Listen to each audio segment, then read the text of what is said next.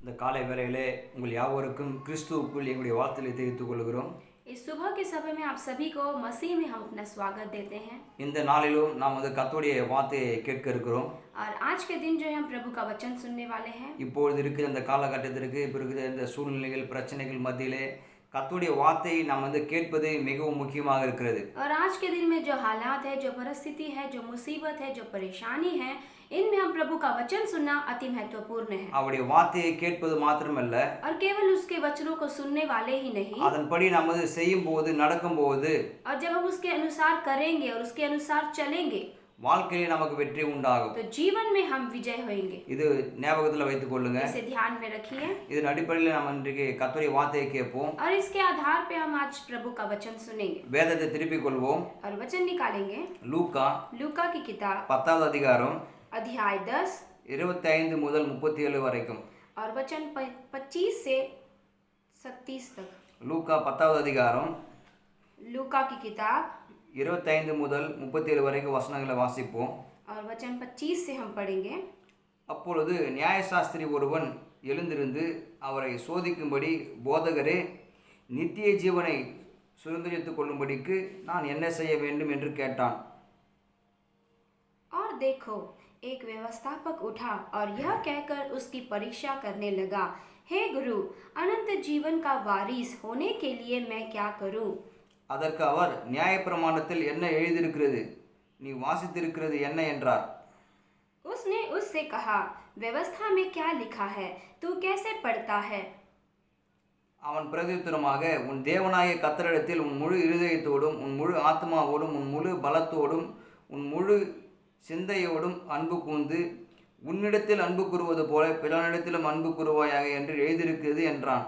उसने उत्तर दिया, तू प्रभु अपने परमेश्वर से अपने सारे मन और अपने सारे प्राण और अपनी सारी शक्ति और अपनी सारी बुद्धि के साथ प्रेम रख और अपने पड़ोसी से अपने समान प्रेम रख। அவர் அவனை நோக்கி, நிதானமாய் உத்தரவு சொன்னாய், அப்படியே செய், அப்பொழுது பிழைப்பாய் என்றார். उसने उससे कहा, तूने ठीक उत्तर दिया, यही कर तो तू जीवित रहेगा। அவன் தன்னை நீதிமான் என்று காண்பிக்க மனதாய் இயேசுவை நோக்கி, எனக்கு பிறன் யார் என்று கேட்டான். उसने अपने आप को धर्मी ठहराने की इच्छा से यीशु से पूछा, तू मेरा पड़ोसी कौन है? இயேசு பிரதியுத்தரமாக, ஒரு மனுஷன் எருசலேமிலிருந்து எரிகோவுக்கு போகையில் கள்ளர் கையில் அகப்பட்டான். அவர்கள் அவன் வஸ்திரங்களை உரிந்து கொண்டு அவனை காயப்படுத்தி குற்றுயிராக விட்டு போனார்கள். यीशु ने उत्तर दिया, एक मनुष्य यरूशलेम से यरीहो को जा रहा था कि डाकुओं ने घेर कर उसके कपड़े उतार लिए और मार पीट कर उसे अधमरा छोड़कर चले गए। அப்பொழுது தற்செயலாய் ஒரு ஆசாரியன் அந்த வழியே வந்து அவனை கண்டு பக்கமாய் விலகி போனான். और ऐसा हुआ कि उसी मार्ग से एक याजक जा रहा था, परंतु उसे देखकर उतार कर चल गया। அந்தபடியே ஒரு லேவியனும் அந்த இடத்துக்கு வந்து அவனை கண்டு பக்கமாய் விலகி போனான். इसी रीति से एक लेवी उस जगह पर आया, वह भी उसे देखकर उतरा कर चला गया। பின்பு சமாரியன் ஒருவன் பிரயாணமாய் வருகையில் அவனை கண்டு மனதுருகி, परंतु एक समारी यात्री वहां आ निकला उसे देखकर तरस खाया। கிட்ட வந்து அவனுடைய காயங்களில் எண்ணெயையும் திராட்சை ரசமும் வார்த்து காயங்களை கட்டி அவனை தன் சுய வாகனத்தின் மேல் ஏற்றி சத்திரத்துக்கு கொண்டு போய் அவனை பராமரித்தான். उसने उसके पास आकर उसके घावों पर तेल और दाखरस डालकर पट्टियां बांधी और अपनी सवारी पर चढ़ाकर सराय में ले गया और उसकी सेवा टहल की। மறுநாளிலே தான் புறப்படும் போது 2 பணத்தை எடுத்து சத்திரத்தான் கையில் கொடுத்து, நீ இவனை விசாரித்துக்கொள், அதிகமாய் எதாகிலும் இவனுக்காக செலவழித்தால் நான் திரும்பி வரும்போது அதை உனக்கு தருவேன் என்றான். दूसरे दिन उसने 2 दिनार निकाल कर सराय के मालिक को दिए और कहा, इसकी सेवा टहल करना और जो कुछ तेरा और लगेगा वह मैं लौटने पर तुझे भर दूंगा। இப்படி இருக்க கள்ளர் கையில் அகப்பட்டவனுக்கு இந்த 3 பேரில் எவன் பிறனாயிருந்தான், உனக்கு எப்படி தோன்றுகிறது என்றார். अब मेरी समझ में जो डाकुओं में घिरा गया था, इन तीनों में से इसका पड़ोसी कौन ठहरा? அதற்கு அவன், அவனுக்கு இரக்கம் செய்தவனே என்றார். அப்பொழுது இயேசு அவனை நோக்கி, நீயும் போய் அந்தபடியே செய் என்றார். उसने कहा, वही जिसने उस पर दया की। यीशु ने उससे कहा, जा तू भी ऐसा ही कर। நாம் கடந்த வாரத்திலே யெகோவா ராஃபா என்கிற தலைப்பிலே ஆண்டவருடைய நாமத்தை குறித்து நாம் பார்த்தோம். हमने पिछले सप्ताह जो है यहोवा राफा प्रभु के नाम पर हमने संदेश सुना था। யெகோவா ராஃபா என்பது அது ஆண்டவருடைய நாமங்கள். यहोवा राफा जो है वो प्रभु का नाम है। நம்முடைய பிதாவாகிய தேவனுக்கு பழைய ஏற்பாட்டு காலங்களிலே अनेक நாமங்கள் இருக்குது. हमारे पिता परमेश्वर को जो है जूने करार में कई सारे नाम हैं। அந்த ஒவ்வொரு நாமங்களும் அர்த்தமுள்ளவைகளா இருக்குது. और उसका हर एक नाम जो है अर्थपूर्वक है। அந்த ஒவ்வொரு வார்த்தைகளுக்கும் ஒவ்வொரு அந்த நாமங்களுக்கும் மீனிங் இருக்குது பாருங்க. और उसके हर एक नाम के लिए उसका अर्थ है। அந்த ஒவ்வொரு அர்த்தமும் அந்த ஒவ்வொரு மீனிங்கை நம்ம அறிந்து கொள்ளும்போது और जब हम हर एक नाम का अर्थ जानने लगेंगे நம்முடைய வாழ்க்கையில் வித்தியாசமாக மாறும். हम हमारे जीवन में अलग बन जाएंगे। நம்முடைய தேவன் எப்பேற்பட்டவராய் இருக்கிறார் என்கிற அறிவு வெளிப்பாடு நமக்கு உண்டாகும். और हमारा परमेश्वर किस प्रकार का है इसका प्रगटीकरण होगा हमें। अनेक நாமங்கள் இருக்குது பாருங்க அவருக்கு. उसका कई सारा नाम है। உதாரணமாக யெகோவா ஈரே, उदाहरण के तौर पर यहोवा ईरे எல் ஷடாய், और एल शदाई, யெகோவா ஷாலோம், यहोवा शालोम, யெகோவா நிசி, यहोवा निशी, अनेक நாமங்கள் இருக்கிறது. ऐसे कई प्रकार के नाम हैं। அதுல யெகோவா ராஃபா என்கிற அவருடைய நாமத்தை குறித்து நாம் பார்க்க இருக்கிறோம். इसमें से हम जो है यहोवा राफा इस नाम पर देखने वाले हैं। போன வாரத்திலே இதை குறித்து நாம் பார்த்தோம் பாருங்க. और पिछले सप्ताह हमने जो है इस पर देखा था।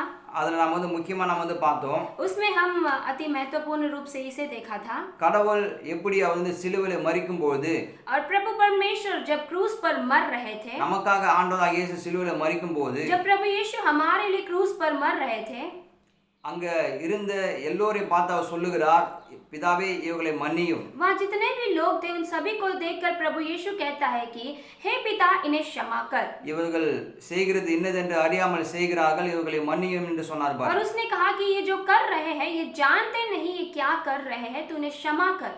மன்னிப்பு குறித்து நாம் பார்த்தோம். हमने क्षमा के ऊपर देखा था। மன்னிப்பு என்பது மிகவும் முக்கியமான ஒன்று பாருங்க. क्षमा जो है अति महत्वपूर्ण है। இன்னைக்கு நம்ம இந்த உலகத்துல வாழ்ந்து கொண்டிருக்கிறோம். और आज हम इस संसार में जी रहे हैं।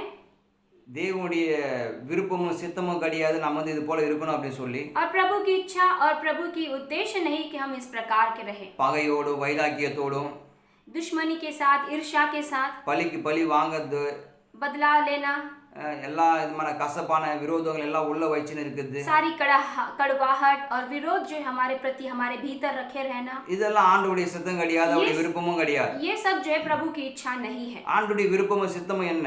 प्रभु की इच्छा क्या है? அவர் எப்படி இருக்கிறாரோ அதே வண்ணமாக நாம் இருக்க வேண்டும் என்பது அவருடைய விருப்பம். प्रभु की इच्छा यह है कि जिस प्रकार से प्रभु है उसी प्रकार से हम भी रहे। அவர் எப்படி உலகத்தில் அன்பு கூர்ந்து எல்லோரும் நேசித்தாரோ, उसने किस प्रकार से जगत से प्रेम किया और जगत के सभी लोगों से उसने प्रेम किया, அதே போல நாமும் இருக்க வேண்டும் என்று அவர் விரும்புகிறார். उसी प्रकार से हम भी रहे, ये प्रभु चाहता அவருடைய है। சுபாவம் எப்படி இருக்கிறதோ அதே போல நாமும் இருக்க வேண்டும் பாருங்க. उसका स्वभाव किस प्रकार से है उस प्रकार से हमारा भी स्वभाव होना அவருடைய चाहिए। நாமங்கள் எல்லாமே அவருடைய சுபாவத்தை குறித்து தான் பாருங்க. उसका सभी नाम जो है उसके स्वभाव के ऊपर है। தேவனுடைய சுபாவம் நம்ம குறித்து என்றைக்குமே நல்ல சுபாவங்களா இருக்குது. प्रभु का जो है स्वभाव हमारे प्रति जो है बहुत ही अच्छा है। வேத வசனத்தில் பார்க்கிறோம், हम शास्त्र वचन में देखते அவர் हैं நன்மை செய்கிறவராக சுற்றி திரிந்து கொண்டிருந்தார். वो भलाई करने वाला परमेश्वर घूमता था। நன்மை செய்கிறவராக சுற்றி திரிந்து கொண்டிருக்கிறார். वो भलाई करता हुआ घूमता था। சுற்றி திரிந்து கொண்டிருந்தார். वो घूमता था। யாருக்கு வியாதி கொடுக்கலாமோ, யாருக்கு பிரச்சனை கொடுக்கலாமோ, யாருக்கு பாரங்களை கொடுக்கலாமோ அப்படின்னு சுற்றி திரிந்து கொண்டிருக்கவில்லை. वो इस प्रकार से नहीं घूमता था कि किसे बीमारी दूं, किसे बोझ दूं, किसे परेशानी दूं, நன்மை செய்யும்படிக்கு சுற்றி திரிந்து கொண்டிருந்தார். बल्कि वो भलाई करता हुआ घूमता था। மரித்த உயிரோடு எழுப்பினார். मरे हुओं को उसने जिंदा उठाया வியாதி உள்ளவர்களை குணமாக்கினார். और बीमार से जिस व्यक्ति को चंगा किया, எல்லா பிரச்சனை ஜனங்களை குணமாக்கினார். सभी समस्याओं से लोगों को प्रभु ने छुटकारा दिया। அவர் நன்மை செய்யும்படிக்கு சுற்றி திரிந்து கொண்டிருந்தார். वो भलाई करने के लिए घूमता था। அது போல தான் பாருங்க, அப்பேற்பட்ட சுபாவம் நீங்க நமக்கு இருக்கணும் பாருங்க. वैसे ही उसी प्रकार का स्वभाव आज हमारे अंदर भी அவருடைய होना சுபாவமே चाहिए। முழுவதுமாக நன்மை செய்கிற சுபாவம். उसका स्वभाव जो है पूरी तरह से दूसरों को भलाई करना। அவருடைய சுபாவத்தை நம்முடைய வாழ்க்கையில அறிந்து கொள்வது மிகவும் முக்கியம். उसके स्वभाव के बारे में हमारे जीवन में उसके बारे में जानकारी रखना अति महत्वपूर्ण அவருடைய है। சுபாவம் நமக்குள்ள வருவது மிகவும் முக்கியம். उसका स्वभाव हमारे भीतर आए ये अति महत्वपूर्ण है। இங்க நம்ம வேதத்துல வாசிக்கலாம் பாருங்க. और हमने यहाँ पर वचन पर पढ़ा, இங்க ஒருத்த பாருங்க, இந்த ஒரு நியாயசாஸ்திரி ஆண்டவர்கிட்ட வரான், அவர் சோதிக்கும்படிக்கு அவர்கிட்ட வரான். यहाँ पर एक व्यवस्थापक आता है ताकि प्रभु की परीक्षा करे, அவன் வந்து ஆண்டவர்கிட்ட கேட்குறான், और वो आकर प्रभु से पूछता है, போதகரே, நான் வந்து நித்திய ஜீவனை சுதந்திரத்துக் கொள்ளும்படிக்கு நான் என்ன செய்யட்டும்? हे गुरु, अनंत जीवन का वारिस होने के लिए मैं क्या करूं? நான் என்ன செய்யட்டும்? मैं क्या करूं? அதுக்கு உடனே ஆண்டவர் கேட்குறாரு, और तुरंत प्रभु उससे पूछता है, நியாயப்பிரமாணத்துல என்ன எழுதி இருக்குது? व्यवस्था में क्या लिखा है நீ என்ன வாசிச்சிருக்கிற? और तूने कैसे पढ़ा है? அவனை பார்த்து கேட்குறாரு. उसे देखकर ऐसे पूछता है, உடனே அவன் சொல்றான், और तुरंत उसने उत्तर दिया, உன் தேவனாகிய கர்த்தரிடத்தில் உன் முழு இதயத்தோடும் உன் முழு ஆத்மாவோடும் உன் முழு பலத்தோடும் உன் முழு சிந்தையோடும் அன்பு கூர்ந்து உன்னிடத்தில் அன்பு கூறுவது போல பிறனிடத்திலும் அன்பு கூறுவாயாக என்று எழுதியிருக்கிறது என்றான். उसने उत्तर दिया, तू अपने प्रभु परमेश्वर से अपने सारे मन, अपने सारे प्राण, अपनी सारी शक्ति, अपनी सारी बुद्धि से प्रेम रख और अपने पड़ोसी से अपने समान प्रेम रख। உடனே அவர் சொல்றாரு, அவனை நோக்கி சொல்றாரு, उसने उससे कहा, நிதானமாய் உத்தரவு சொன்னாய், तूने ठीक उत्तर दिया है, அப்படியே செய், அப்பொழுது நீ பிழைப்பாய் என்றார். यही कर तो तू जीवित रहेगा। उसने कहा, அவர் என்ன சொல்றாரு, वो क्या कहता है, प्रभु நீ கரெக்டா நீ பதில் சொன்ன, तूने ठीक उत्तर दिया है நீயும் அதே போல போயிட்டு செய். और तू भी जा वैसे ही कर। உடனே அவன் கேள்வி கேட்குறான். और तुरंत उसने सवाल किया, அவன் கேட்குறான் பாருங்க, उसने पूछा, அவன் தன்னைத்தான் நீதிமான் என்று காண்பிக்க மனதாய் परंतु उसने अपने आप को धर्मी ठहराने की इच्छा से இயேசுவை நோக்கி यीशु से पूछा, எனக்கு பிறன் யார் என்று கேட்டான். तो मेरा पड़ोसी कौन है? उसने पूछा। அவனுடைய எண்ணமும் எல்லாமே சுபாவம் எல்லாமே பார்த்தா நான் தான் நீதிமான்னு, மற்றவன் எல்லாம் கெட்டவன். उसका सोच और स्वभाव इस प्रकार से है मानो कि मैं ही धर्मी हूँ, बाकी सब बुरे व्यक्ति हैं। எனக்கு பின்னாடி யாரு मेरा पड़ोसी कौन है? அப்படின்னு அவன் வந்து கேட்குறான். ऐसे उसने पूछा। அதுக்கப்புறமா தான் ஆண்டவராகிய இயேசு வந்து ஒரு எக்ஸாம்பிள் வந்து ஒரு உவமையை காண்பிக்கிறார் फिर பாருங்க. वहाँ पर यीशु ने उत्तर दिया और कहा, वहाँ पर एक दृष्टांत कहा। அவர் சொல்றாரு, 30 வசனத்துல பாருங்க, அவர் சொல்றாரு, 30वें वचन से आप पढ़ सकते हैं यीशु ने जो कहा है। ஒரு இயேசு வந்து பிரதித்துவமாக ஒரு மனுஷன் எருசலேமிலிருந்து எரிகோவுக்கு போகையில் கல்லர் கையில் அகப்பட்டான். यीशु ने कहा, एक मनुष्य यरूशलेम से यरीहो को जा रहा था कि डाकुओं ने उसे घेर कर। ஒரு மனுஷன் பாருங்க, எருசலேமிலிருந்து எரிகோவுக்கு அவன் போறான். அவன் एक व्यक्ति था जो मनुष्य जो है यरूशलेम से यरीहो को जा रहा था, அவன் போகும்போது கல்லர் கையில அவன் வந்து அகப்படுறான். और वो जाते समय जो है डाकुओं ने उसे घेर लिया यानी पकड़ लिया, அவர்கள் வந்து அவனுடைய வஸ்திரங்களை எல்லாவற்றையும் எடுத்துக்கொண்டு और वे डाकुओं ने उसके सारे कपड़ों को उतार कर அவனை அடிச்சு காயப்படுத்தி उसे मार पीट कर குற்றுயிராக விட்டு போனார்கள். उसे अधमरा छोड़कर चले गए। அவன் உயிருக்காக துடிச்சுனுக்கிறான்.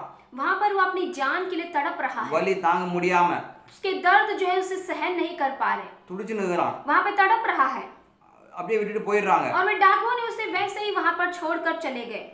அந்த வழியில பாருங்க, அப்போது தசையில ஒரு ஆசாரி அந்த வழியா ஒருத்தன் வரான். और ऐसा हुआ कि उस मार्ग से एक याजक उसकी ओर से गुजर रहा था, அந்த பக்கமா வந்து வரும்போது और जब उसकी ओर से गुजर रहा था அவன் துடிச்சுனுக்குது பாக்குறான். और वो देखा कि वो व्यक्ति वहां पर तड़प रहा ஆனா है, அவன் வந்து உதவி செய்யாம அப்படியே பக்கமா அப்படியே விலகி அப்படியே போயிடுறான். लेकिन उसकी मदद नहीं किया बल्कि उसके किनारे से गुजरता हुआ चला गया। அதுக்கப்புறமா ஒரு லேவியன் ஒருத்தன் அந்த இடத்துக்கு வரான். फिर दूसरा वहां पर एक लेवी आता है, அவனும் பாக்குறான் அவனுக்கு என்ன நடந்துக்குதுன்னு. और उसने भी देखा कि उस व्यक्ति के साथ क्या हुआ ஆனா है, அவனுக்கும் உதவி செய்ய மனசு வரல. लेकिन उसके अंदर भी मदद करने की कोई इच्छा नहीं आई, அவன் அப்படியே ஒரு பக்கமா விலகி போயிடுறான். और वो भी उसे देखकर नजरअंदाज करते हुए एक किनारे से चला गया। அதுக்கப்புறமா மூணாவது ஆள் பாருங்க, ஒரு சமாரியன் வந்து அந்த வழியாக பிரயாணமா வரான். और तीसरा व्यक्ति आता है, वही रास्ते से समारी यात्री आता है, உடனே தூரத்துல வந்து அவன் வந்து பார்த்த உடனே और दूर से जब उसने उस व्यक्ति की ओर देखा அவன்கிட்ட ஓடி போய் और वो दौड़ता हुआ उस व्यक्ति के पास गया, மனதுருகி उसके ऊपर तरस खाया, அவனுடைய காயங்களுக்கெல்லாம் எண்ணெய் திராட்சை ரசமும் எல்லாவற்றையும்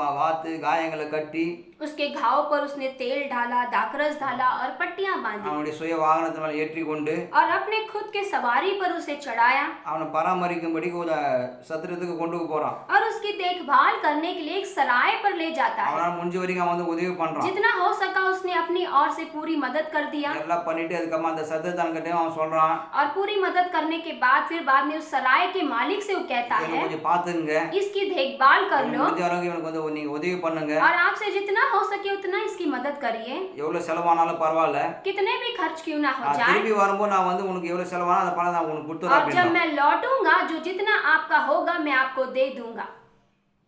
இந்த உதாரணத்தை ஆண்டவர் வந்து காண்பிக்கிறார் यहाँ पर प्रभु यीशु इस उदाहरण को उसे दिखाता है, அந்த நியாயசாஸ்திரிக்கு. उस व्यवस्थापक को। அவனுடைய சுபாவம் என்ன?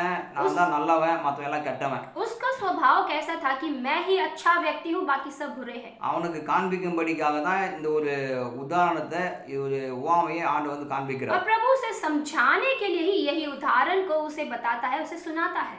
இந்த லேவி, இந்த ஆசாரியம் பாருங்க, ये लेवी और ये याजक जो व्यक्ति है, இவன் வந்து ஒரு ஒரு சுயநலவாதியா இருக்கிறாங்க. ये खुदगर्ज व्यक्ति थे, சுயநலவாதியா இருக்கிறாங்க. ये खुदगर्ज व्यक्ति थे। நான் தான் பரிசுத்தவானு, वो कहते थे कि मैं ही पवित्र हूँ, மத்தெல்லாம் அசுத்தவானு, बाकी सब अपवित्र हैं, மத்தவெல்லாம் கெட்டவன், बाकी सभी लोग बुरे நான் வந்து व्यक्ति हैं, நீதிமானு, मैं ही धर्मी हूँ, அவங்கள தொட்டா எனக்கு தீட்டாயிடும். अगर मैं उन्हें छूऊंगा तो मैं बुरा व्यक्ति बन जाऊंगा। அவனுக்குள்ள ஒரு எப்பேற்பட்ட எண்ணம் இருக்கு பாருங்க. उसके अंदर किस प्रकार का सोच है देखिए। இவங்க ரெண்டு பேரும் வந்து ஒரு சுயநலவாதியா இருக்கிறாங்க. ये दोनों व्यक्ति जो है खुदगर्ज व्यक्ति हैं। இவங்களுக்கு உதவி பண்ணணும்னு சொல்லி ஒரு மனசு கூட வரல. इनके अंदर ऐसा मन नहीं होता है कि हम उसकी मदद करें। அவன் மேல ஒரு அக்கறை, ஒரு பாசம்ன்றது கூட சுத்தமா இல்லவே இல்ல. उस व्यक्ति की थोड़ी सी भी परवाह करे, थोड़ा सा भी प्रेम दिखाए, उसके अंदर ऐसा कुछ भी नहीं आता। அப்படியே விட்டுட்டு போயிடுறாங்க. उसे वहाँ पर यूं ही छोड़कर वे लोग चले जाते हैं। ஆனா அங்க வந்து உதவி செஞ்சவன் யாரு? लेकिन वहाँ पर उसकी मदद किया कौन था? वो ஒரு சமாரியன் வந்து உதவி செய்யறான். एक समारी व्यक्ति था जिसने उसकी मदद की। ஒரு சமாரியன் வந்து உதவி செய்யறான். एक समारी व्यक्ति था जो उसकी मदद करता है। ஆனா அங்க அடிபட்டு இருந்தவன் யாரு? और वहाँ पर जो मरा हुआ था, यानी उसका मारपीट पाकर घाव से भरा हुआ व्यक्ति कौन था? அவன் வந்து ஒரு யூதனாக இருந்தான். वो वहाँ पर एक यहूदी व्यक्ति था। யூதன் பாருங்க, அன்றைய காலத்திலே சமாரியர்களை வந்து ரொம்ப மிகவும் கேவலமாக நினைப்பாங்க. वो यहूदी व्यक्ति लोग जो है उन दिनों में समारियों को जो है बहुत ही नीचा व्यक्ति देखते थे, எப்படி மிகவும் கேவலமாக நினைப்பாங்க. बहुत ही बेकार व्यक्ति समझते थे। அவங்க வந்து நாயின்னு சொல்லி கூப்பிடுவாங்க. उन्हें ऐसे पुकारते थे कि मानो वे कुत्ते हैं। எப்படி நாயின்னு சொல்லி கூப்பிடுவாங்க. उन्हें इस प्रकार से पुकारते थे कि कुत्ता। ஆனா நீ உதவி செஞ்சது யாரு? लेकिन आज उसकी मदद किसने किया? யார நாயின்னு சொல்லி கூப்பிட்டாங்களோ அவன் தான் வந்து உதவி செஞ்சான். किसने उन लोगों ने किससे कुत्ता करके पुकारा, वही व्यक्ति ने आज उसकी मदद की। யாரை இவங்க வந்து கேவலப்படுத்தினாங்களோ, யாரை இவங்க வந்து நிந்தித்தாங்களோ அவன் தான் வந்து உதவி செஞ்சான். जिसकी इन लोगों ने निंदा की, आलोचना की, आज वही व्यक्ति ने आया और उसकी मदद किया। இன்னைக்கு நாய் பாருங்க, நம்ம வந்து வீட்ல கூட வளர்க்குறோம். आज देखिए कुत्ते को हम घर में भी पालते हैं। சில பேர் வீட்ல எல்லாம் வளர்க்குறாங்க இல்லையா? कुछ लोग होते हैं घरों में कुत्ते भी पालते हैं। அந்த நாய் நீங்க ஒரு டைம் நீங்க அடிச்சிட்டாங்க, अगर उस कुत्ते को आपने एक बार अगर मारा तो மறுநாள் நீங்க அந்த வழியை நீங்க போனீங்கனாக்கா, अगर दूसरी बार जब आप उस रास्ते से गुजरोगे, உங்க பின்னாடி அப்படியே வாலாடினே வரும். दूसरी बार आपके पीछे दुम हिलाता हुआ आएगा, அந்த வாலாடினே வரும். दुम हिलाता हुआ आपके पीछे आएगा, ஏன்னா அது வந்து நன்றி உள்ளது. क्योंकि वो धन्यवादी है। நன்றி உள்ளது பாருங்க. क्योंकि वो धन्यवादी है। அது அது நினைச்சிருந்தா அவங்க வந்து ஒன்னே கடிச்சிருக்கலாம். अगर उसने सोचा होता तो तुरंत आपको काट लिया होता। ஆனா அவங்க பள்ளிக்கு பள்ளி வாங்கியிருக்கலாம். उसने आपसे बदला भी लिया होता। ஆனா அது வந்து அப்படி செய்யல. लेकिन उसने ऐसे नहीं किया। உங்க பின்னாடி அப்படியே வாலாட்டுன்னு வருது. बल्कि आपके पीछे दुम हिलाता हुआ आता है। எந்த நாயை நீங்க வந்து அடிச்சீங்களோ, கேவலமா நினைச்சீங்களோ அந்த நாய் தான் உங்க பின்னாடி வாலாட்டுன்னு வருது. जिस कुत्ते को आपने मारा, जिसकी निंदा की, आपने उसे बेकार समझा, वही कुत्ता आज आपके पीछे दुम हिलाता हुआ आता है। யூதங்க வந்து யாரை கேவலமா நினைச்சாங்களோ அவன் தான் வந்து இவனுக்கு வந்து உதவி செஞ்சிருக்கான். यहूदी लोगों ने जिन लोगों को एकदम नीचा समझा, बुरे लोग समझा, आज वही लोगों ने उसकी मदद की। நாளைக்கு அந்த யூதன் வந்து குணமாகி, कल वो यहूदी अच्छा होकर என்ன குணமாக்குனது, எனக்கு உதவி செஞ்சது இவன் தான் அப்படி வந்து கேள்விப்பட்டாக்கா, अगर उसको पता चलेगा कि मेरी मदद इसने की, मेरी मदद इसने की, मेरी सहायता इसी ने की, அவனுக்கு எப்படி இருக்கும் கொஞ்சம் யோசிச்சு பாருங்க. तो उसको किस प्रकार का सुझाव होगा जरा सोचिए। அவனுக்கு ஒரு பெரிய ஒரு வேப்பாடையும் பாருங்க. उसके अंदर एक विचलितपन आ जाएगा, அவனுக்கு பெரிய ஒரு ஆச்சரியம் உண்டாகும். उसके अंदर एक अचंबा आ जाएगा। நாம யாரு கேவலமா நினைச்சனோ அவன் தான் நமக்கு வந்து உதவி செஞ்சிருக்கான். किसे हमने बहुत ही बुरा समझा, बहुत ही गंदा समझा, उसी ने आज मेरी मदद की। யாரை நம்ம வந்து வெறுத்தோமோ அவன் தான் நம்ம வந்து நம்ம மீது அன்பு காண்பித்து நமக்கு வந்து உதவி செஞ்சிருக்கான். जिसने हमें नकारा, हमने जिसको नकारा था, आज वही व्यक्ति आगे आकर मेरी मदद की। அவன் நினைச்சிருந்தாக்கா அவன் வந்து அப்படியே என்னை விட்டு போயிருக்கலாம். अगर वे व्यक्ति सोचता तो मुझे यूं ही छोड़कर चला जाता था, ஆனா அவன் வந்து அப்படி பண்ணல. लेकिन उसने वैसे नहीं किया। ஆனா அவன் வந்து எனக்கு வந்து உதவி செஞ்சிருக்கான். लेकिन उसने मेरी मदद की।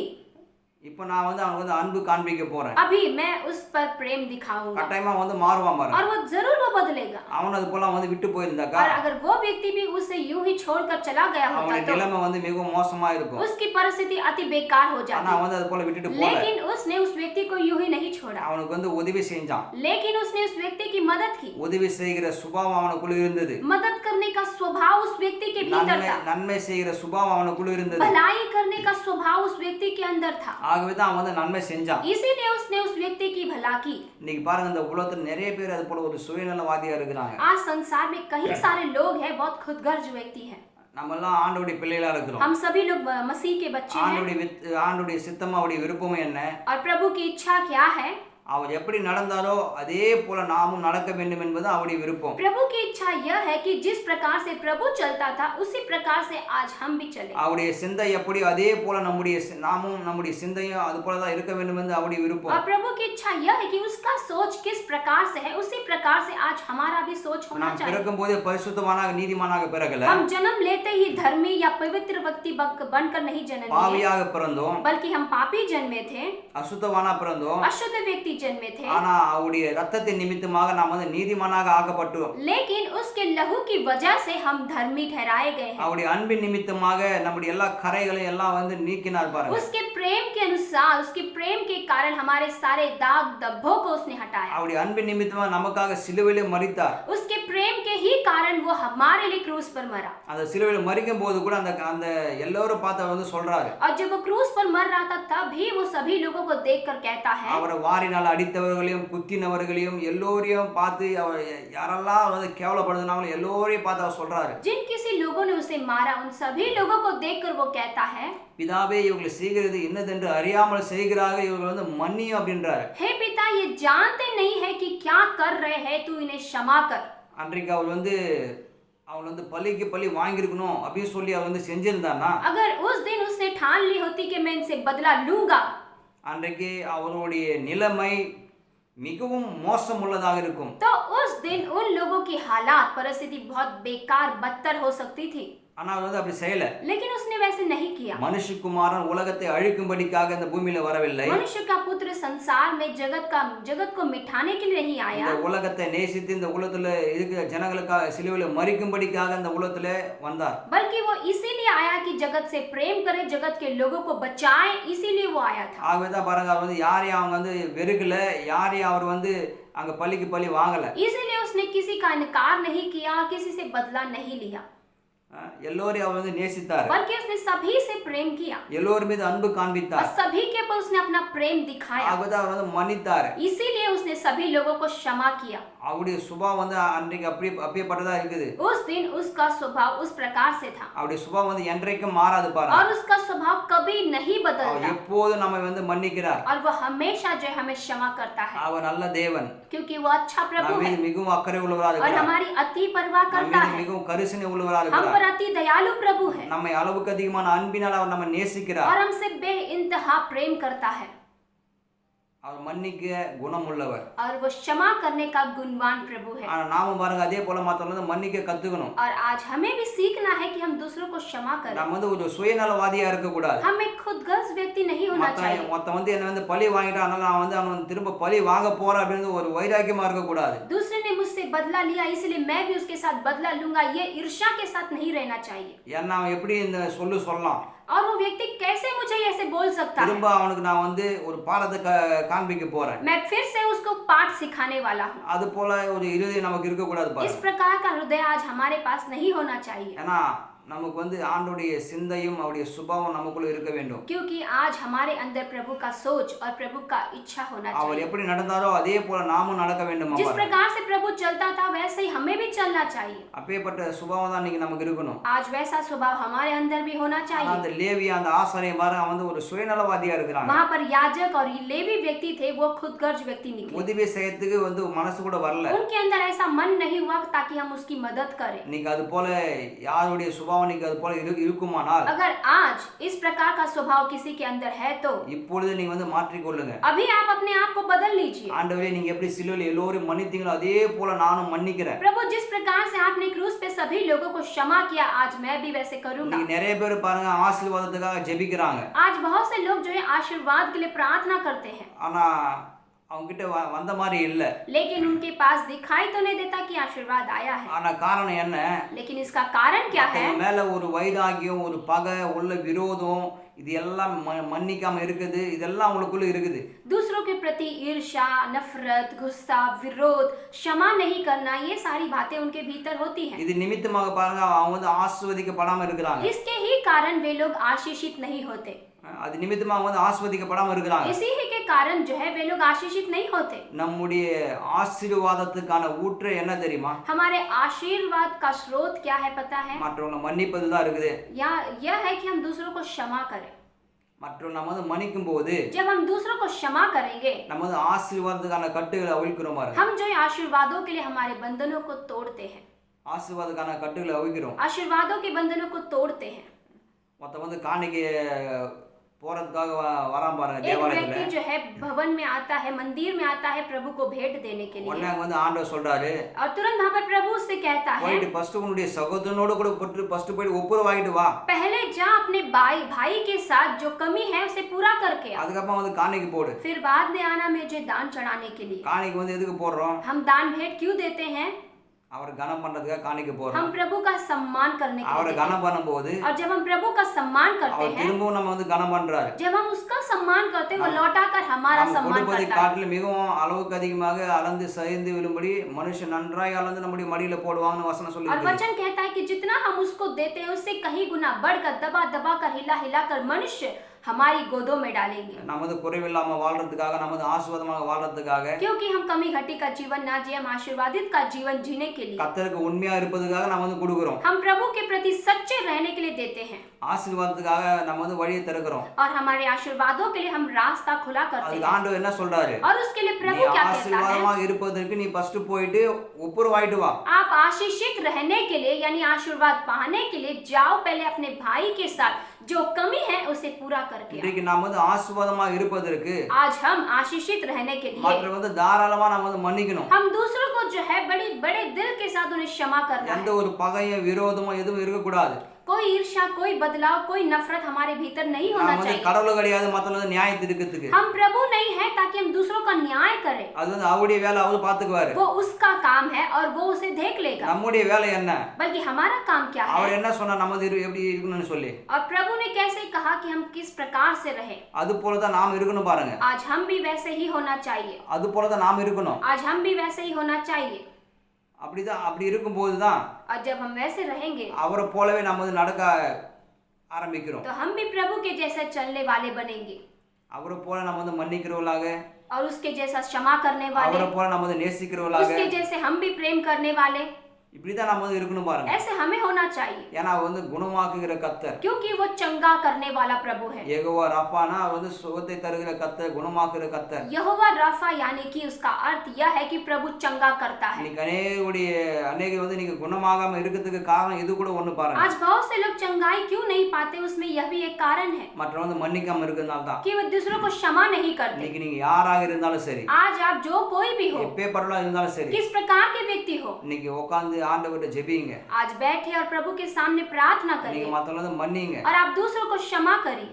நீங்க அப்படி மன்னிக்கும் பொழுது जब आप ऐसे क्षमा करोगे, உங்களை அறியாமல் சுகம் உங்களுடைய வாழ்க்கையில வரும் பாருங்க. आपके जाने अनजाने आपके भीतर चंगाई அந்த आएगी। சுகத்தின் வல்லமை உச்சந்தலை முதல் உள்ளங்கால் வரை அப்படியே உங்களுக்குள்ள இறங்கும். चंगाई का सामर्थ आपके सर से लेके पांव तक उतरेगा। உங்களுடைய நிலைமையும் உங்களுடைய சூழ்நிலையும் இப்போது முழுவதுமாய் மாறும். आपके हालात और आपकी परिस्थिति अभी बदलेंगे, எல்லாம் வித்தியாசமாக மாறும். सब कुछ बहुत अलग हो உங்களுடைய जाएगा வாழ்க்கை வித்தியாசமா और மாறும். आपका जीवन अति अलग हो जाएगा। நினைச்சு கூட பார்க்க கூடாத விதத்துல வித்தியாசமாக மாறும். आप सोच भी नहीं सकते उतना आपका जीवन बदल जाएगा। இன்னைக்கு உங்களை வந்து அது போல பாருங்க.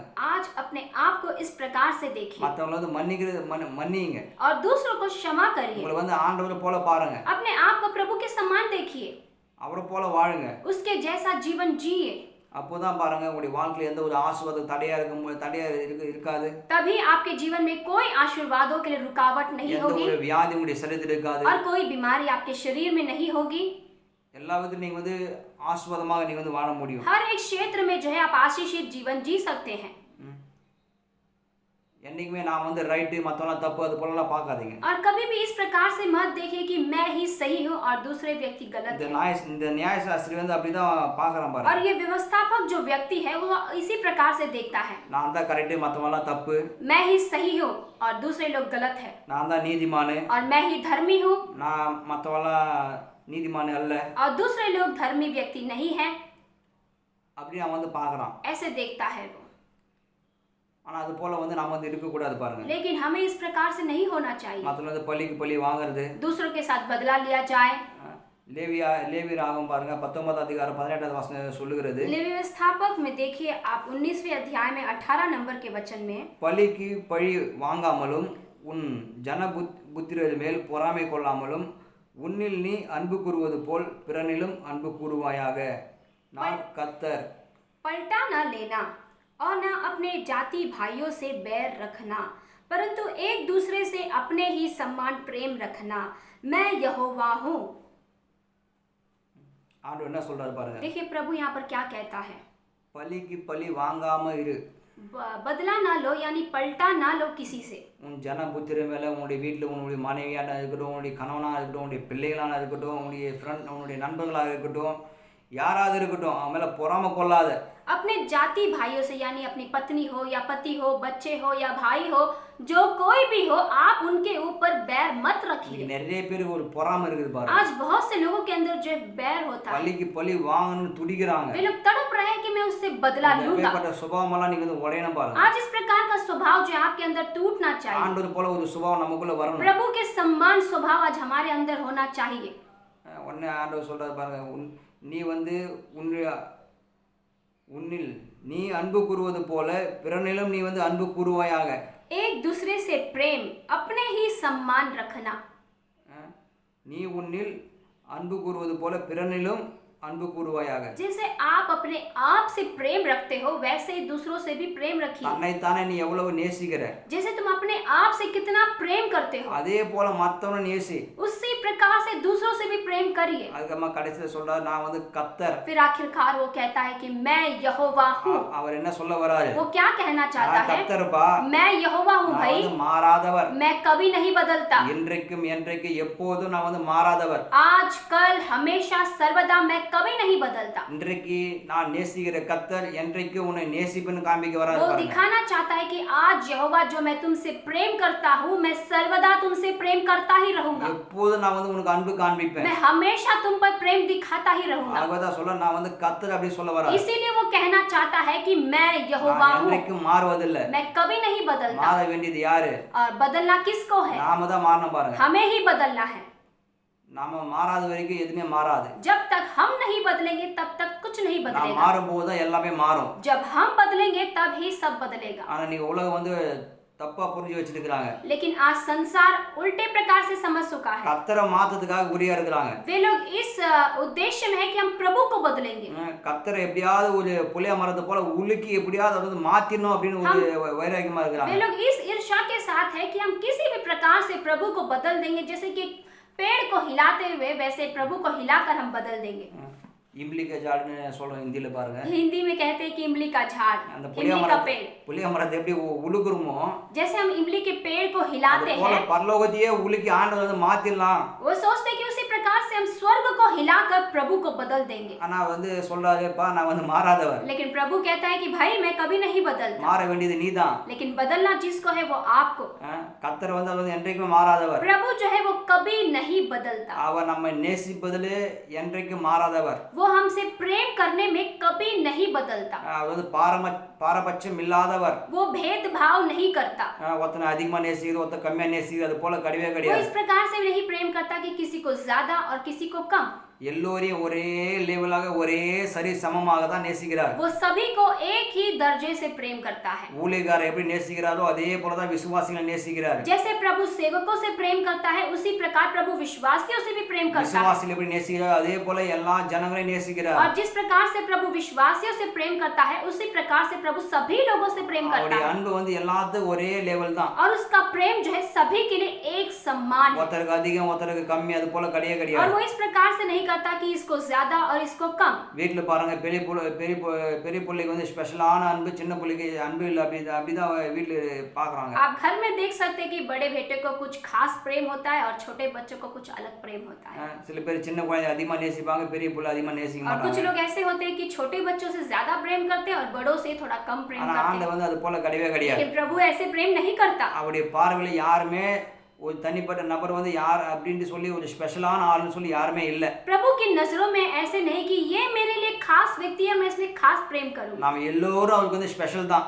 हम सभी लोग उससे खास व्यक्ति हैं நாம எல்லோரையும் அவர் நேசிக்கிறார். और वो हम सभी से प्रेम करता है। ஒரே வண்ணமாக ஒரே லெவலா தான் நேசிக்கிறார். बल्कि हम सभी से एक समान एक ही दर्जे का प्रेम करता है। கடைசியா ஒரு வசனத்தை பார்த்து முடிப்போம். आखिर में एक वचन पढ़ेंगे और समाप्त करेंगे। 1 யோவான் 4வது அதிகாரம் पहला यूहन्ना की किताब 7வது வசனம்.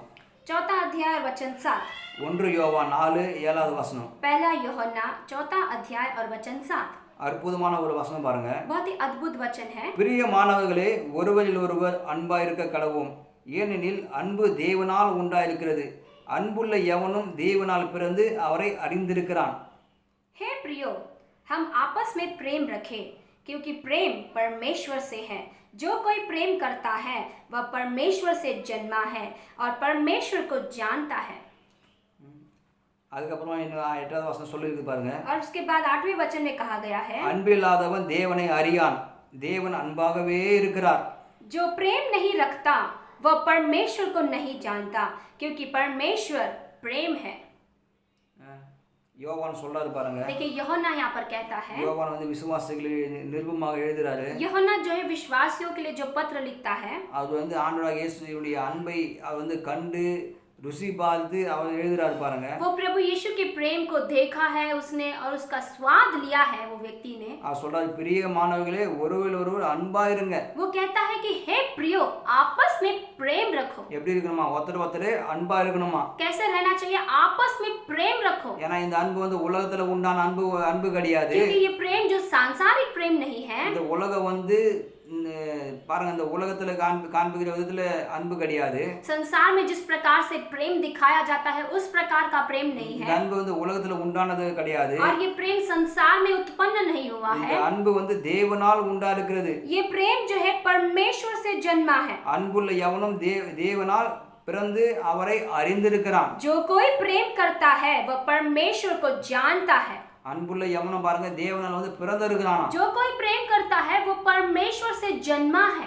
பிறந்தது மாத்திரம் கிடையாது அவரை அறிந்தும் இருக்கிறான். केवल जन्मा ही नहीं वो प्रभु को जानता भी है। ஆனா அன்பு இல்லாதவன் और जो प्रेम नहीं करता தேவனை அறியான். वो प्रभु को नहीं जानता। அன்பில்லாத ஆளு தேவனை அறிந்து கொள்ள முடியாது. जिस व्यक्ति के अंदर प्रेम नहीं है वो प्रभु को नहीं जान सकता। ஆனா தேவன் அன்பாகவே இருக்கிறார். क्योंकि प्रभु प्रेम ही है। அவர் எப்பவுமே கோபமாவே இருக்கிறார் அப்படி கிடையாது. इस प्रकार से नहीं कि प्रभु हमेशा गुस्से में ही रहता है। அவர் கோபமாகவே இருக்கிறாரு वो क्रोध में ही रहता है அப்படின்னு சொல்ல. ऐसे नहीं कहा गया। அவர் எப்போது அன்பாகவே இருக்கிறார். वहाँ पर कहा गया है कि वो हमेशा प्रेम है। இந்த அன்பு எங்கிருந்து உண்டானது? और ये प्रेम कहाँ से उत्पन्न हुआ? தேவனிடத்திலிருந்து உண்டானது. प्रभु के पास से उत्पन्न हुआ। உலகம் எப்படி நேசிக்கிறதோ அதே போல உலகத்துல பாருங்க அன்பு கிடையாது. जिस प्रकार से संसार प्रेम करता है उस प्रकार का प्रेम नहीं। உலகத்துல இருக்கிற அன்புக்கும் தேவனுடைய அன்புக்கும் ரொம்ப வித்தியாசம் பாருங்க. सांसारिक प्रेम में और प्रभु के प्रेम में बहुत बड़ा अंतर है। ஆனா தேவனுடைய ஸ்பெஷல் அவருடைய அன்பு ரொம்ப மிகவும் ஸ்பெஷலான ஒரு அன்பு. लेकिन प्रभु का प्रेम जो है बहुत ही खास प्रेम है। ஸ்பெஷலான அன்பு. बहुत ही खास प्रेम है। அது போல ஒரு அன்பு இந்த உலகத்துல யாரும் காண்பிக்க முடியாது. और वैसा प्रेम जगत में कोई भी नहीं दिखा सकता। யாரும் காண்பிக்க முடியாது. कोई नहीं कर सकता ऐसा प्रेम। ஒருத்தனுக்கு நல்லது செய்யறதுக்காக போய் சிலுவையில எவனால மரிக்க முடியாது. किसी के साथ अच्छा व्यवहार करने के लिए कोई व्यक्ति उसके कारण जाकर क्रूस पर नहीं मरेगा। அவன் மரிக்க நிமித்தமா எவனுடைய பாவம் மன்னிக்கப்படாது. और वो क्रूस पे मरने के कारण किसी के पाप क्षमा नहीं किए जा सकते। ஆனா அவர் வந்து முழு உலகத்துக்காக தன்னையே அவர் வந்து ஜீவ பலியாக சிலுவையிலே ஒப்பு கொடுத்தார். लेकिन वो यीशु ने जो है पूरे जगत के लिए अपने आप को क्रूस पे जीवित बलिदान करके चढ़ाया, நம்முடைய எல்லா பாவங்களுக்காக. हमारे सारे पापों के लिए। அந்த நியாயசாஸ்திரி வந்து நான் தான் நீதிமான் நினைக்கிறான். वो व्यवस्थापक ऐसे सोचता अपने बारे में कि मैं ही धर्मी हूँ। அவன் பிறக்கும் போதே நீதிமானா பிறந்துட்ட மாதிரி எப்படி அது போல அவன் நினைக்கிறான் நான் தான் நீதிமான் மத்தவங்க கெட்டவன் அப்படி वो इस நினைக்கிறான். प्रकार से सोचता है कि मैं जन्म से ही धर्मी हूँ और बाकी सब व्यक्ति लोग बुरे हैं। இந்த मुழு உலகம் பாருங்க பாவத்துல விழுந்து கிடக்கிற உலகமா இருக்குது. पूरा जगत जो है पाप में गिरा हुआ जगत है தேவனுடைய பார்வைக்கு முன்பாக பாவிகளா இருந்தோம். और प्रभु के नजरों के सामने सभी लोग पापी ही थे। ஒருவனும் நீதிமானாக இல்ல. कोई एक भी व्यक्ति धर्मी नहीं था। ஆனா அந்த உலகத்தை அவர் வந்து அன்பு கூர்ந்து இந்த உலகத்தை நேசித்து परंतु उसने जगत से प्रेम किया। பிதாவாகிய தேவன் இந்த உலகத்தை நேசித்து पिता परमेश्वर ने जगत से प्रेम किया। தன்னுடைய குமாரனையே இந்த உலகத்திலே தந்தார். अपने पुत्र को उसने जगत में दिया। ஜீவ பலியாக தேவ ஆட்டுக்குட்டியாக சிலுவையில் அவர் நமக்காக மரித்தார். एक जीवित बलिदान के तौर पर एक मेमने के समान वो क्रूस पे हमारे लिए मरा। அவர் நமக்காக சிலுவையில் और மரித்தார். वो क्रूस पे हमारे लिए मरा। அவர் மரித்து நமக்காக ரத்தத்தை சிந்தின நிமித்தமாக और वो मरकर क्रूस पे हमारे लहू बहाने के कारण அவர் கிரயத்தையே கொடுத்து நம்மை மீட்டெடுத்தார். उसने मोल चुकाकर हमें छुड़ाया है। நம்ம வந்து பாவிகளா இருந்தோம். हम पापी ही थे। அவருடைய ரத்தம் சிந்தப்பட்டது நிமித்தமாக उसके लहू बहाने के कारण நம்முடைய பாவங்கள் எல்லாம் அவர் மீது சென்று விட்டது. हमारा सारा पाप उसके ऊपर चला गया। அவர் மேலே இருந்த எல்லா பரிசுத்தமும் எல்லா நீதியும் நம் மீது வந்து விட்டது. और उसके ऊपर जो पवित्रता थी, जो धार्मिकता थी, वो सब हमारे ऊपर आ गई। பாவத்தின் நிமித்தமாக தேவனுக்கும் மனிதனுக்கும் ஒரு பகையாக இருந்தது. पाप के कारण मनुष्य के और परमेश्वर के बीच में एक बहुत बड़ा बैर था। ஒரு சமாதானம் இல்லாமல் இருந்தது. एक शांति नहीं था उस प्रकार का था। ஆண்டவராகிய இயேசு சிலுவையிலே நமக்கு ரத்தத்தை சிந்தின நிமித்தமாக और प्रभु यीशु ने क्रूस पे लहू बहाने के कारण அந்த பகையை அவர் எடுத்து போட்டார் பாருங்க. उस बैर को उसने वहां से हटा दिया। தேவனோடு கூட சமாதானம் ஆக்கி விட்டார். और प्रभु के साथ उसने मेल मिलाप यानी शांति करा நம்மை दी। தேவனோடு கூட ஒப்புரவாக்கி விட்டார். यानी उसने हमें परमेश्वर के साथ जोड़ दिया। நம்மை அவருடைய ரத்தத்தின் நிமித்தமாக நீதிமானாக மாற்றி और விட்டார். उसके लहू के द्वारा हमें उसने धर्मी बनाया। நீதிமான் வந்து அவருடைய ரத்தத்தின் நிமித்தமாக நாம் வந்து மாறுகிறோம் பாருங்க. हम धर्मी इस कारण बनते हैं क्योंकि उसके लहू के कारण हम धर्मी बनते हैं। நான் பிறக்கும்போது நீதிமான் கிடையாது. हम जन्म लेते ही धर्मी नहीं थे। ஆனா அந்த நியாயசாஸ்திரி நான் தான் நீதிமான் நினைக்கிறான். लेकिन ये व्यवस्थापक सोचता है कि मैं धर्मी हूँ। ஆனா அவனுக்குள்ள ஒரு தேவனுடைய அன்பு இல்ல. लेकिन उसके अंदर एक प्रभु का प्रेम नहीं था। அவன் எல்லா வசனம் எல்லாமே தெரிஞ்சு வச்சிருக்கான். ஆனா இருந்தாலும் அவனுக்குள்ள அன்பு இல்ல. वो वचन को अच्छी रीति से जानता था लेकिन उसके अंदर प्रभु का प्रेम नहीं था। அதான் அவர் சொல்றாரு பாருங்க. इसीलिए वो कहता है அந்த நல்ல சமாரியன் எப்படி இருந்தானோ அதே போல நீ போய் இரு वो அப்படின்றார். अच्छा समारी किस प्रकार से था तू भी जा वैसे ही कर, वो कहता है। நீங்க பாருங்க நாம் எல்லோரும் அப்படிதான் இருக்கணும் பாருங்க. आज हम भी वैसे ही होना चाहिए। ஆண்டவர் எப்படி இருக்கிறாரோ प्रभु कैसा है அவருடைய சுபாவம் எப்படி இருக்குதோ और उसका स्वभाव कैसा है அதே போல தான் நாம இருக்கணும் பாருங்க. उसी प्रकार से आज हम भी होना ஏன்னா चाहिए। அவர் வந்து யெகோவா ரஃபா, क्योंकि वो यहोवा राफा है, நம்மை குணமாக்குகிற கர்த்தர். हमें चंगा करने वाला प्रभु है। நம்முடைய உள்ள இருக்கிற காயங்களும் हमारे भीतर जो घाव है எல்லாவற்றையும் அவர் வந்து குணமாக்குற கர்த்தர். सब कुछ वो भरता है, सब कुछ वो चंगा करता है। अनेक வந்து अनेक ரீதியில பாதிக்கப்பட்டு आज இருக்காங்க. बहुत सारे लोग जो है बहुत से क्षेत्र में वे बाधित हैं। இன்னைக்கு अनेகரை வந்து குணமாக்கும்படிக்கு சுற்றி திரிந்து आज वो கொண்டிருக்கிறார். सभी लोगों को चंगा करने के लिए घूम रहा है। அவர் மீது உங்களுடைய கண்களை வைங்க. उसके ऊपर अपनी आंखें அவர் लगाइए, மீது உங்களுடைய இதயத்தை வைங்க. उसके ऊपर अपने हृदय को அவர் लगाइए। என்றைக்கும் என்றைக்கும் மாறாதவர். वो आज और कल हमेशा सर्वदा कभी नहीं बदलता எப்பொழுதும் அவர் உங்களுக்கு நன்மை செய்கிறவர். और वो सर्वदा आपके लिए भलाई करेगा எப்பொழுதும் அவர் உங்களுக்கு உதவி और वो செய்கிறவர். सर्वदा आपकी मदद करेगा। அவர் மேல கண்களை வைங்க. उसके ऊपर अपनी आंखें அவர் மேல लगाइए, உங்க இதயத்தை வைங்க. उसके ऊपर अपने हृदय को लगाइए। உங்களுடைய வாழ்க்கை வித்தியாசமாக மாறும். आपका जीवन बदल जाएगा। இன்றைக்கு நீங்க பார்க்குற உங்களுடைய வாழ்க்கை இனிமேல் அது போல இருக்கவே இருக்காது. आज जो आप अपना जीवन देख रहे हो कल को वो जीवन वैसा नहीं रहेगा। இன்றைக்கு இந்த வியாதியில பாதிக்கப்பட்டவளா கூட நீங்க இருக்கலாம். आज इस बीमारी से आप ग्रसित होगे, இந்த கொரோனா வியாதியில மற்ற பயத்துல நீங்க வந்து பாதிக்கப்பட்டவளா इस இருக்கலாம். कोरोना की बीमारी में या कोई और डर से आप पीड़ित होगे। இந்த வேளையில கர்த்தரை நோக்கி பாருங்க. इस समय आप प्रभु की ओर அவர் देखिए, என்னுடைய யெகோவா ராஃபா, सो बोले कि वो मेरा यहोवा राफा அவர் என்னை है குணமாக்குற और கர்த்தர். वो मुझे चंगा करने वाला அவர் எப்படி प्रभु है। சிலுவையில மன்னித்தாரோ और जिस प्रकार से उसने क्रूस पे क्षमा किया, அதே போல நான் எல்லோரும் மன்னிக்கிறேன். मैं भी उसी प्रकार से सभी को क्षमा அப்பேற்பட்ட சுபாவம் करूंगा, எனக்குள்ள வரட்டும். उस प्रकार का स्वभाव मेरे அவர் भीतर விசுவாசத்தை आए, ஏற்றுக்கொள்ளுவேன். उसे विश्वास करके ग्रहण करता அவர் हूँ। நல்ல தேவன். वो अच्छा प्रभु है, எனக்காக உயிரையே கொடுத்தார். उसने मेरे लिए अपने जीवन को எனக்காக दिया, ரத்தத்தை சிந்தினார். मेरे लिए उसने लहू நான் बहाया அவருடைய பிள்ளையா நான் வந்து மாற और போறேன். मैं उसका बच्चा बनने वाला हूँ, அவரை போலவே வாழ போறேன். उसके समान जीने वाला हूँ, அவரை போல எல்லோரும் நேசிக்க போறேன். उसके ही समान सभी से प्रेम करूंगा। அப்படின்னு சொல்லி உங்களுடைய வாழ்க்கை इस அர்ப்பணிங்க. प्रकार से अपने जीवन को समर्पित करिए, உங்களுடைய வாழ்க்கை வித்தியாசமாக மாறும். आपका जीवन अलग बदलेगा, உங்களுடைய வாழ்க்கை மிகவும் வித்தியாசமாக மாறும். आपका जीवन अति अलग बन जाएगा। ஆமென். आमीन। நாம் கண்களை மூடி ஜெபிப்போம். आइए हम आंखें बंद करेंगे और प्रार्थना करेंगे। அன்பின் பரலோக பிதாவே கர்த்தராகிய இயேசுவின் நாமத்தினாலே இந்த காலை வேளையில உம்முடைய சமூகத்தில் வருகிறோம். प्रेमी स्वर्गीय पिता, प्रभु यीशु मसीह के नाम से सुबह के समय हम आपकी ओर आते हैं। இந்த வார்த்தை கேட்ட ஒவ்வொரு உள்ளங்களை கர்த்தாவே நீ ஆசீர்வதிப்பீராக. इस वचनों को सुने वे हर एक हृदय को तो आशीष कर प्रभु, ஒவ்வொருவரையும் ஆசீர்வதிப்பீராக. हर एक व्यक्ति को तो आशीष कर प्रभु। சத்தியத்தை அறியுங்கள், சத்தியம் உங்களை விடுதலையாக்கும் என்று சொல்லப்பட்டிருக்கிறது. प्रभु कहा गया है कि सत्य को जानो और सत्य तुम्हें स्वतंत्र இந்த करेगा। சத்தியத்தை நாங்கள் அறிந்து கொள்வது நிமித்தமாக और प्रभु जिस प्रकार से हम इस सत्य को जानेंगे என்னுடைய வாழ்க்கையில இதை கேட்க ஒவ்வொரு வாழ்க்கையில பெரிய ஒரு விடுதலை மாற்றங்கள் और உண்டாகட்டும். जिन किसी लोगों के जीवन में वचन को सुन रहे प्रभु, उनके जीवन में बहुत बड़ा बदलाव आए, மாற்றங்கள் உண்டாகட்டும். बहुत बड़ा बदलाव होए உம்மை प्रभु। போலவே எல்லோரையும் நேசிக்கக்கூடிய இருதயம் சுபாவம் அவர்களுக்குள்ள உண்டாகட்டும். प्रभु आपके समान वे भी लोग सभी से प्रेम करने वाले उनका स्वभाव बना दे। இவளுக்குள்ள இருக்க எல்லா விதமான பகைகள், விரோதங்கள், கசப்பு எல்லாம் நீங்கட்டும் கர்த்தாவே. इनके भीतर जो बहर है, जो बदला है, जो ईर्ष्या है, जो क्रोध है, प्रभु सभी को निकाल दे। எல்லா வியாதிகள் நீங்கட்டும். सारी बीमारियां निकल जाएं। எல்லா கொரோனா வியாதிகள் இயேசுவின் நாமத்தில் நாங்கள் கட்டுகிறோம். सारी कोरोना की बीमारी को यीशु के नाम से हम बांधते हैं அது प्रभु। வேரோட பற்று போவதாக प्रभु